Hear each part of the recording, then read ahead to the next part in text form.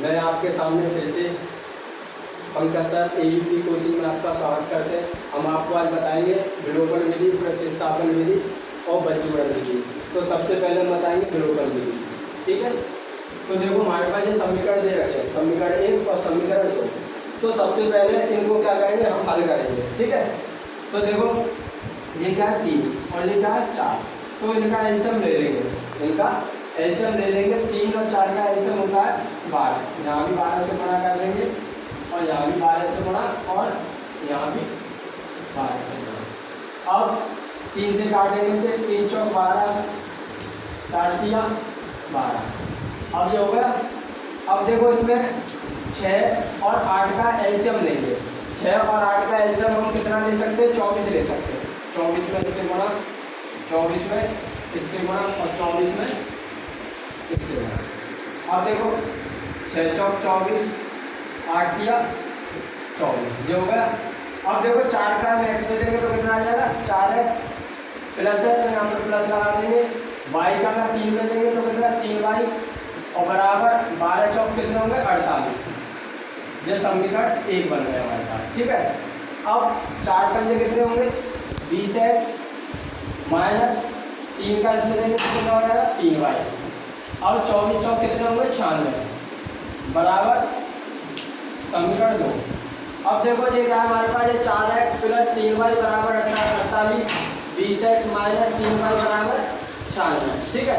अब हमें ये क्या करना है, बराबर करने, ये क्या है बराबर करने। तो यहाँ पर कितना है, ये 20x है और यहाँ पर कितना है 4x। तो अगर मैं यहाँ पर यहाँ लिख देता हूँ समीकरण 1 में 5 से गुणा करने पर, 5 से गुणा करेंगे जब तो ये 20 आ जाएगा। तो मैं 5 से गुणा करता हूँ तो कितना आ जाएगा 5 चौक 20 और 5 का इसमें 5 दिया 15y। अब 5 का इसमें गुणा करेंगे तो कितना हो जाएगा 5 अट्ठे 40 की 0 80 लगी 4। अब 5 चौक 20 और 4 24, जो गया। अब देखो इसमें, अब ये क्या समीकरण दूसरा 20x माइनस के 3y बराबर 96, ये समीकरण 1 और ये समीकरण 2। अब देखो बराबर हो गए, माइनस प्लस माइनस, इसे काट दो। अब इनको जोड़ेंगे तो ये कितने हो जाएंगे हमारे पास, जो हो जाएंगे 18y। अब इसमें से माइनस करो तो कितने बचेंगे, यानी 240 में से माइनस करेंगे तो कितने बचेंगे यहाँ से, तो माइनस करो तो कितने बचेंगे 4। अब यहाँ कितने बचे 23। अब 23 में से 9 माइनस करेंगे तो कितना बचेंगे, 23 में से 9 माइनस करेंगे तो बताओ 23 में से 14, ठीक है। अब 18 से इसे काटेंगे तो कितनी बार कट रहे हैं 18 से, y बराबर 18 कितनी बार चला जाएगा ये 8 बार। तो y बराबर कितना आ गया 8 आ गया। अब y का मान समीकरण चाहे 1 में रख दो और चाहे समीकरण 2 में, तो यहाँ लिख दो y, देखो y का मान समीकरण चाहे 1 में रख दो चाहे 2 में रख दो। तो ये क्या हमारे पास 4x प्लस के 3y बराबर कितना हमारे पास 48, ठीक है, जो गया समीकरण 1। अब देखो यहाँ पे 4x है और प्लस के 3, y की जगह पर कितना रखेंगे हम 8 बराबर 48। तो कितना हुआ 4x प्लस 3 अट्ठे 24 बराबर 48।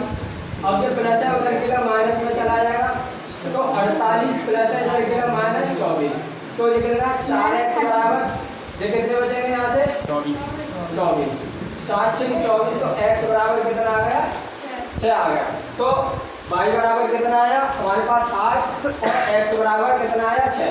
अगर मान के चलो अगर इसे समीकरण हम 2 में भी रखेंगे तो भी इसका जो मान आएगा वो कितना ही आएगा 6 आ जाएगा। अब देखो 2 में रख के दिखाता हूँ, जैसे ये क्या है 20x माइनस के 3y बराबर कितना 96, तो ये कितना 20x माइनस 3 और y की जगह पर क्या रखा था हमने अभी 8 बराबर 96, तो ये कितना 20x माइनस 3 अट्ठे 24 बराबर 96, तो ये कितना 20x बराबर 96 माइनस के इधर के लिए कितना हो जाएगा ये प्लस के, तो ये कितना 20x बराबर, अब इनको जोड़ेंगे तो कितना आ जाएगा 6 4 10 100 ठीक है। अब इसे काटेंगे तो कितनी बार कट जाएगा? 6 बार। तो समीकरण चाहे 1 में रख लो चाहे 2 में रख लो, जो मान आएगा वो हमेशा एक ही आएगा, मतलब ठीक है। चाहे अब देखो ये कौन सी विधि होगी, ये विलोपन विधि होगी। अगली वीडियो में मैं बताऊंगा प्रतिस्थापन विधि और क्वेश्चन आपका यही रहेगा। ठीक है, धन्यवाद।